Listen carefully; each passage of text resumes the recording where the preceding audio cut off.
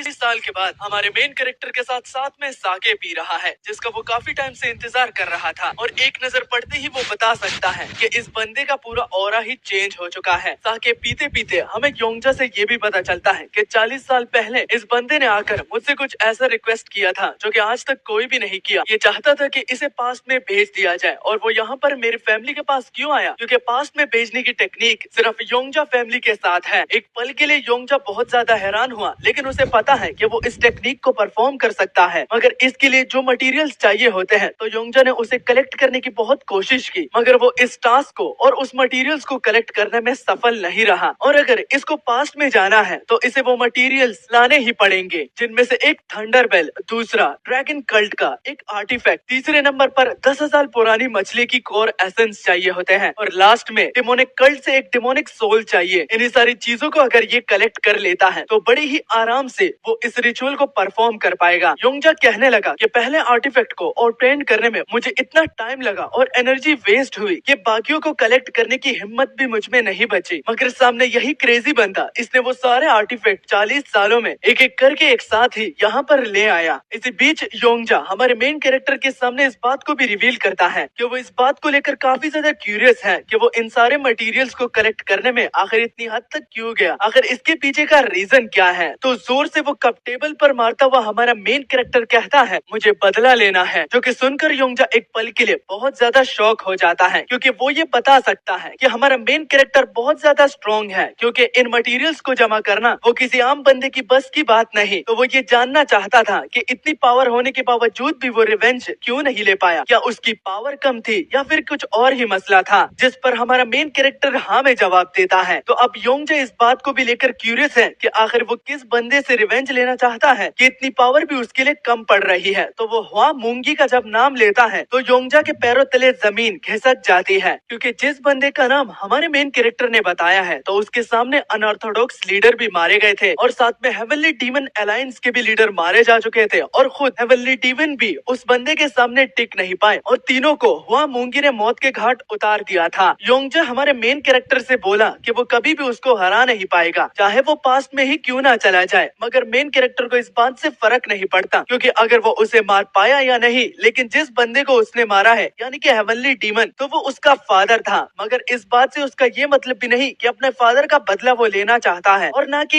ये भी कि उसके पूरे सेक्ट को उसने खत्म कर दिया, बल्कि ये कि उस जंग में बच्चों, जानवरों और काम करने वाले लोगों को जिनको 0% भी मार्शल आर्ट नहीं आती थी, उनको भी हुआमुंगी ने बड़ी बेदर्दी से मारा था। योंगजा इस बात पर यकीन ना करने लगा, मगर मेन कैरेक्टर को इस बात से भी फर्क ना पड़ा, क्योंकि उसने सब अपनी आंखों से देखा है, और पास्ट में जाकर उसे मारने से पहले वो जस्ट ये पूछना चाहता है कि उस जैसा स्ट्रॉन्गेस्ट पर्सन इन बच्चों को क्यों मारेगा, और जानवर और बाकी वो सब लोग जिनको मार्शल आर्ट्स नहीं आते। और ये रीजन योंजा को बहुत वैलिड लगा, और उसका मुंह एक पल के लिए बंद हुआ, और ऊपर से वो इंसिस्ट करने लगा कि अगर टेक्निक ने काम किया और वो पास्ट में चला गया तो वो उससे एक फेवर लेना चाहता है, जिसके साथ हमारा मेन कैरेक्टर एग्रीड हुआ। और वो जब बोला कि उसे क्या चाहिए तो योंजा बड़ी ही सीरियस सा फेस बनाकर कहता है, मुझे शादी करने से रोक लेना, बस यही चाहता हूँ। तो ये सुनकर हमारा मेन प्रोटैगनिस्ट, जो कि एक सीरियस बंदा है, तो वो भी हंस पड़ा, और वो भी बड़े जोर जोर से। मगर योंजा इस बात को कहकर उसका मजाक नहीं बनाना चाहता, बल्कि ये एक सीरियस बात है जो कि हमारा मेन कैरेक्टर मान भी जाता है कि वो जरूर पास में जाकर उसे रोकेगा। तो अब साके पीते पीते कुछ ज्यादा ही बातें हो गई, अब रिचुअल को परफॉर्म करने की जगह पर जाने की बारी है। तो हमारे मेन कैरेक्टर को खड़े होते हुए भी बहुत दिक्कत हो रही थी, क्योंकि उन्होंने इस मटेरियल्स को कलेक्ट करने में एक हाथ खोया और अपनी एक आंख, मगर उसके हिसाब से ये एक चीप प्राइस है। अगर ये टेक्निक काम कर लेती है तो जैसे तैसे करके भी वो उस रूम तक पहुंच जाते हैं, और योंजा आर्टिफैक्ट्स को सामने रखकर अब चैंटिंग पढ़ना शुरू कर देता है। देखते ही देखते वहाँ पर बहुत सारी एनर्जी कलेक्ट हुई, और पलक झपकाते ही वहाँ पर स्पेस एंड टाइम के बीच में एक बैरियर बन गया। योंजा बैरियर को देखकर बहुत ज्यादा खुश हुआ, क्योंकि उसने कर दिखाया। वो इसलिए भी खुश है क्योंकि वो इस टेक्निक को खुद अपने हाथों से परफॉर्म करना चाहता था, वो भी बहुत सालों से, और उसे करने का मौका भी मिला, वो भी हमारे मेन प्रोटैगनिस्ट की मदद से। और जब वो मुड़कर हमारे मेन प्रोटैगनिस्ट को ये बात बताने वाले थे तो वो देखता है कि वो अपनी जगह से उठ नहीं पा रहा और वो बेहोश पड़ा हुआ है। मगर ये क्या, योंजा हमारे मेन कैरेक्टर को उठा क्यों नहीं रहा, बस सिर्फ उसको देखते ही जा रहा है, और अब वो सामने की ओर बढ़ने भी लगा है, वो भी उस बैरियर की तरफ। मगर जाने से पहले वो सॉरी भी कहता है, और वो भी ये बोलकर कि उसकी फैमिली की ये विश थी, और साथ में उसकी भी, कि वो एक बार तो पास्ट में जरूर जाएंगे। मगर तभी योंगजा को ऐसा फील होता है कि उसके जॉइंट्स को किसी ने फ्रीज कर दिया है। वो हिल नहीं पा रहा और देखते ही देखते पीछे से हमारा मेन प्रोटैगनिस्ट एक भूत की तरह प्रकट होता है और साथ में उसे धमकी देकर, तुम ये क्या करने की कोशिश कर रहे हो? तो योंगजा की हवा टाइट हो जाती है। उसे बात समझने में देरी नहीं लगती और वो अपोलोजाइज भी करता है, क्योंकि वो कुछ सेकंड्स के लिए अपने डिजायर के कंट्रोल में आ गया था और वो पास्ट का वो विश ये ना समझते हुए कि उसने इस मटेरियल्स को कलेक्ट करने में कितनी ज्यादा मुश्किलें फेस की, तो उससे बड़ा सेल्फिश तो और कोई भी नहीं। और उसे वाकई में बहुत बुरा लग रहा था। मगर हमारा मेन प्रोटैगनिस्ट ये कहकर कि अगर तुम्हारी जगह कोई और होता तो उसको मैं कब का मौत के घाट उतार देता, लेकिन ये तुम हो तो मैं समझ सकता हूँ कि मैं तुमसे भी एक बहुत बड़ा सेल्फिश हूँ। मैंने तुम्हें 40 सालों तक इंतजार करवाया, इसके लिए मुझे माफ करो। तो हमारे मेन प्रोटैगनिस्ट ने योंगजा की इस गलती को भी माफ कर दिया है, जिससे वो इतना ज्यादा इमोशनल हुए कि वो रोने लगे और रोते रोते भी हमारे मेन प्रोटैगनिस्ट से वो माफी मांग रहे थे। मगर ये क्या, हमारा मेन प्रोटैगनिस्ट अपने आंखों के सामने ही टाइम को रुकते हुए देखता है। और पहले में तो उसे समझ में नहीं आ रहा था कि योंगजा इस तरह फ्रीज क्यों हो गया है, लेकिन आसपास देखकर कि तितलियां भी एक जगह पर खड़ी हैं, तो वो समझ जाता है कि टाइम रुक चुका है। मगर ये क्यों, वो सिर्फ क्यों हिल पा रहा है? तो इसको क्लियर करते हुए पीछे एक एंटिटी आ जाती है, जो कि देख हमारा मेन प्रोटैगनिस्ट ये पूछने लगा कि वो कौन है। तो वो एंटिटी बोला कि वो वही बंदा है जो कि उसे पास में भेज सकता है, और साथ में उसे कांग्रेचुलेशन देता हुआ वो एंटिटी ये भी रिवील करता है कि उसने सारे टेस्ट को पास कर लिया है। अब टेस्ट से इस एंटिटी का क्या मतलब है, तो वही हमारे मेन प्रोटैगनिस्ट को बताता है कि ये मटेरियल्स और तुम्हारे ये दोस्त ये तुम्हें पास्ट में नहीं भेज सकते।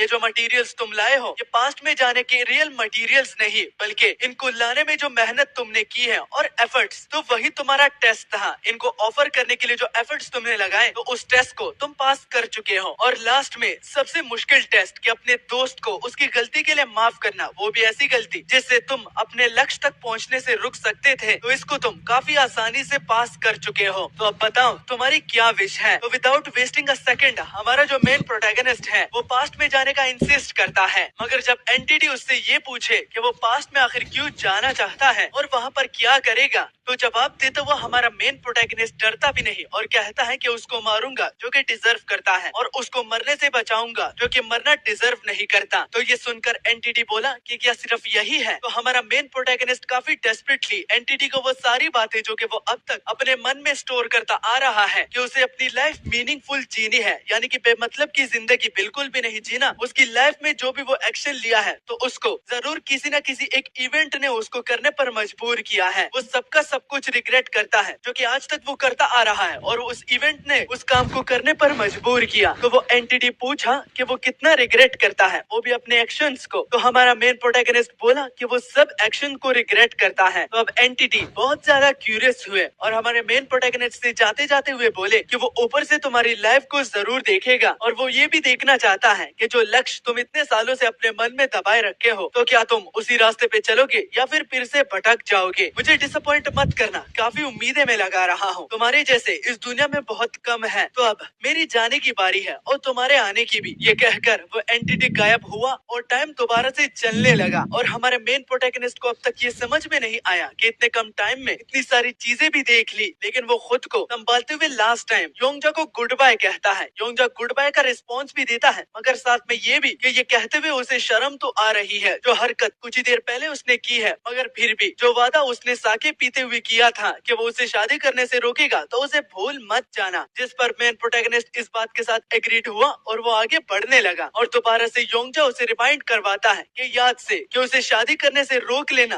तो देखते ही देखते योंगजा अपने सामने अपने दोस्त को गायब होता हुआ देख लेता है। एंड देन अगले सीन में हम देखते हैं कि सक्सेसफुली हमारा मेन प्रोटैगनिस्ट पास्ट में अपनी आंखें खोलता है। मगर ये क्या, हमारा मेन प्रोटैगनिस्ट इतना ज्यादा यंग क्यों है और वो खुद को क्राउड से घिरा हुआ भी पाता है। मगर उसे टाइम नहीं लगता और वो समझ जाता है कि ये तो वो टूर्नामेंट में है, लेकिन उसे याद नहीं आ रहा कि ये कौन सा टूर्नामेंट है। अगर सच सच बताना, यंग वाला हमारा मेन प्रोटैगनिस्ट को लग रहा है या फिर नहीं, कमेंट में जरूर बताना। एंड देन इसी बीच वो एक ऐसे ऑरा को फील करता है कि उसकी हवा टाइट हो जाती है। वो उसी ओर जब देखता है तो पता चलता है कि एक मिस्टीरियस आर्मी जो कि सब सीटों के बीच में बैठा होता है, तो वो और कोई नहीं बल्कि खुद हेवनली डीमन यानी कि हमारे मेन प्रोटैगनिस्ट के फादर हैं, जो कि अपने पास्ट लाइफ में वो मुंगी के हाथों मारे गए थे। मगर अपने फादर को इस तरह जिंदा देखकर हमारा मेन प्रोटैगनिस्ट मुस्कुराने लगता है। और इसके अलावा सामने से आवाज सुन सुनकर और उस बंदे को देखकर उसे सब कुछ याद आ जाता है कि वो पास्ट के किस मोमेंट में रिग्रेस्ट हुआ है। तो इस टूर्नामेंट में अगर उसे याद हो तो जो भी जीतता है तो उसे एक विश हेवनली डीमन खुद पूरा करके देंगे, चाहे वो कुछ भी मांगे। तो लास्ट टाइम तो वो इस टूर्नामेंट को हार गया था,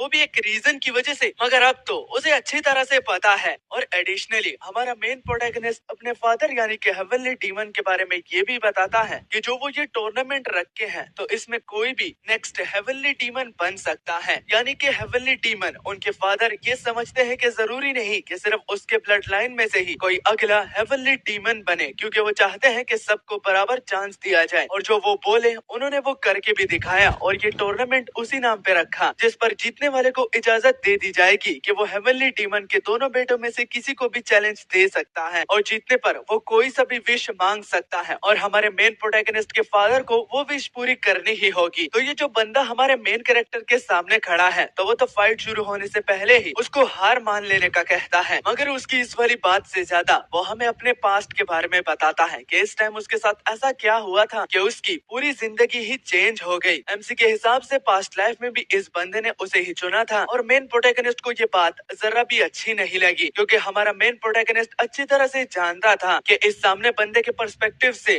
मैं एक बहुत ही वीक टारगेट हूँ, मगर ये वो कारण नहीं जिसने पास्ट लाइफ में मुझे हारने पर मजबूर किया। बल्कि ट्विस्ट तो यहाँ पर आता है कि इस बंदे ने अपनी इन्फ्लुएंस की मदद से हमारे कल्ट में से ही एक शेफ को पैसों से खरीद कर मेरे खाने में टेम्पररी पॉइजन मिलाने का प्लान बनाया, जिससे क्या होगा कि मैं अपनी की को सिर्फ एक शॉर्ट टाइम के लिए इस्तेमाल कर पाऊंगा। और इसी रीजन की वजह से पास्ट लाइफ में मैं इससे बहुत बुरी तरह से हारा हूँ। और अब इस बात का ये मतलब नहीं ये पता लगने के बाद भी मैंने अपने फादर को इन्फॉर्म नहीं किया। मैं भागता हुआ उनके पास गया, मगर उनकी एक नजर से मेन प्रोटैगनिस्ट ये बता सकता था कि वो उनसे काफी ज्यादा डिसअपॉइंट है, कि वो उनके चाल में फंस गया और वो इस सिचुएशन को अच्छी तरह से कंट्रोल नहीं कर पाया। और अब फादर के भी मुंह पलटने से मेन प्रोटैगनिस्ट बहुत ही